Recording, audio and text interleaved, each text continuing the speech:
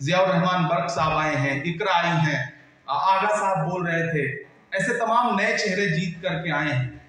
मुझे अपने बुजुर्गों से ये कहना है कि हम सब बहुत कम उम्र है हमारे पास तजुर्बे बहुत कम हैं, लेकिन अब हम वहां पहुंचे हैं तो हमसे काम लीजिए, हमें अपने पास बिठाइए, हमारे कंधों पर जिम्मेदारियां डालिए, क्योंकि हमारे कंधे नए हैं और ज्यादा बोझ उठा सकते हैं, इसमें कोई दो राय नहीं है।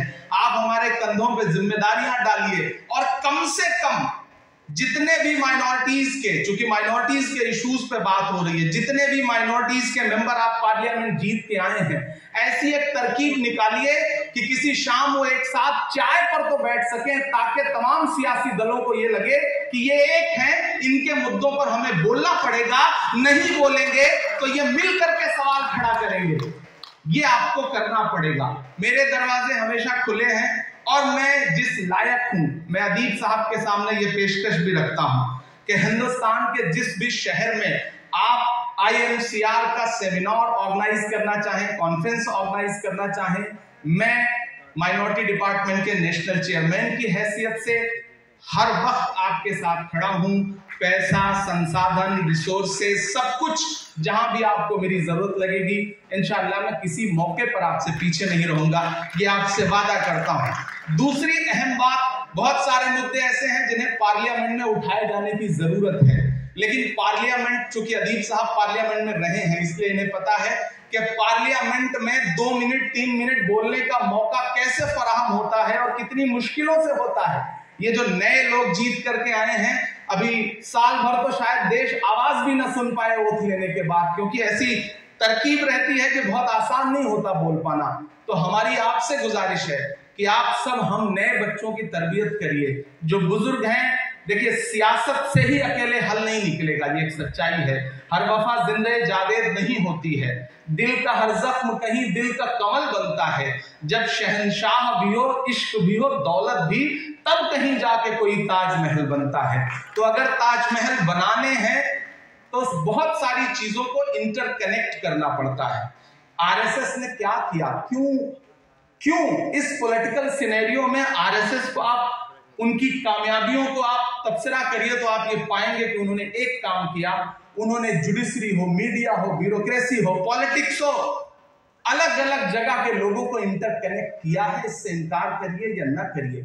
हमारे साथ क्या है, हम एक दूसरे के साथ चाय पीने को तैयार नहीं है, हम एक दूसरे की तारीफ सुनने को तैयार नहीं है। हमें लगता है कि जब तक इसकी जड़ नहीं काटेंगे तब तक हमारी जगह ही नहीं बनेगी। ये एक सच्चाई है।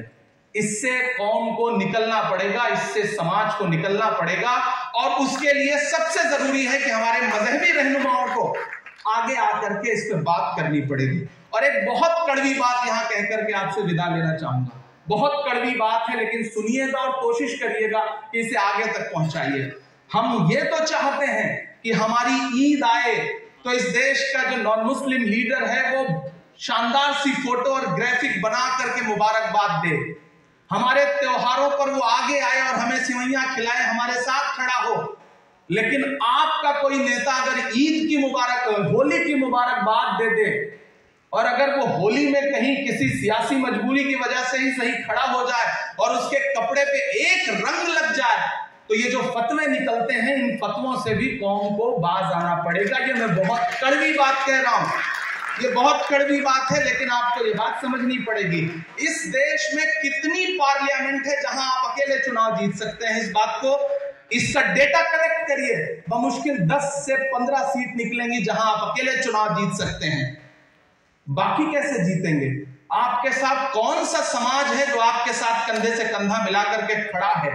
उसको बांटने की बहुत सी कोशिशें तो हुई हैं पिछले 70 साल में, लेकिन जोड़ने के लिए हमने 70 साल में क्या किया है? आपको ये तो समझना पड़ेगा, इस पे बातचीत तो करनी पड़ेगी। नहीं करेंगे तो ऐसे ही महफिलें जुटाइए, लोग आएंगे, लंबी लंबी तकरीरें करेंगे, हासिल नहीं निकलेगा। ये बात मान लीजिए, मेरी उम्र बहुत कम है, लेकिन मैं इस उम्र में जितना मैंने जिंदगी को जिया है उस बुनियाद पर आपसे ये बात कह रहा हूं। बहुत सारी बातें ऐसे हैं जिन्हें बहुत सारे सियासी प्लेटफॉर्म से लोग नहीं बोल सकते, उसके लिए प्रेशर ग्रुप की जरूरत होती है। मैं चाहता हूं वैसा प्रेशर ग्रुप जनरेट हो।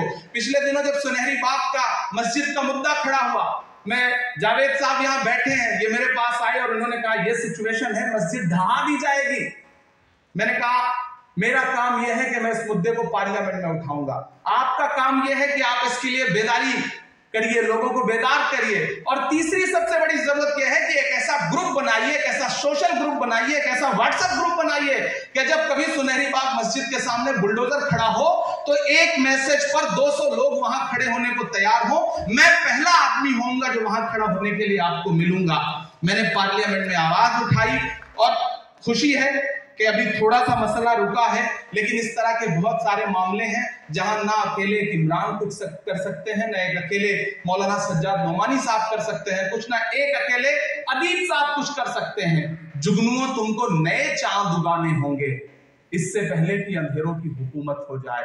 धूर्तों से मुकाबला है और धूर्तों से मुकाबला करने के लिए वो इतनी बेशर्मी के साथ सिस्टम का इस्तेमाल कर रहे हैं। मैं आखिरी एक बात बता के खत्म करता हूं कि कल हम पार्लियामेंट में राज्यसभा में खड़े होकर के नीट के खिलाफ प्रोटेस्ट कर रहे थे, वहां स्पीचें चल रही थी। हमारी एक मेंबर ऑफ पार्लियामेंट फूलो देवी नेताम जो राज्यसभा की सांसद है छत्तीसगढ़ से, वो नारा लगाते लगाते बेहोश होकर गिर गई।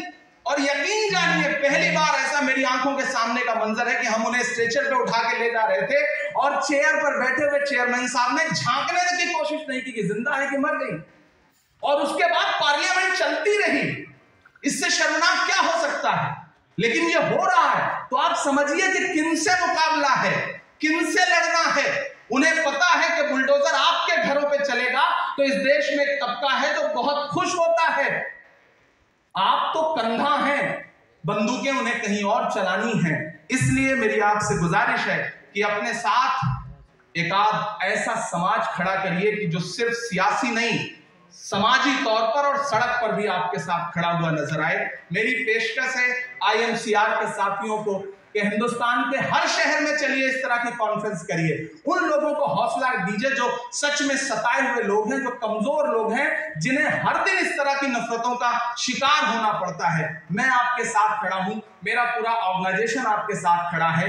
हम आपसे गुजारिश कर रहे हैं कि इसके बाद दिल्ली में यह तरकीब हो कि जितने मेंबर ऑफ पार्लियामेंट माइनॉरिटीज के जीते हैं, एक शाम जुटाइए, बैठते हैं, बातचीत करते हैं, बातचीत से ही किसी मसले का हल निकलेगा। मेरी जहां जरूरत हो, बदन में जो भी लहू है तेरी अमानत है, जहां जहां हो जरूरत वसूल कर लेना। बहुत शुक्रिया।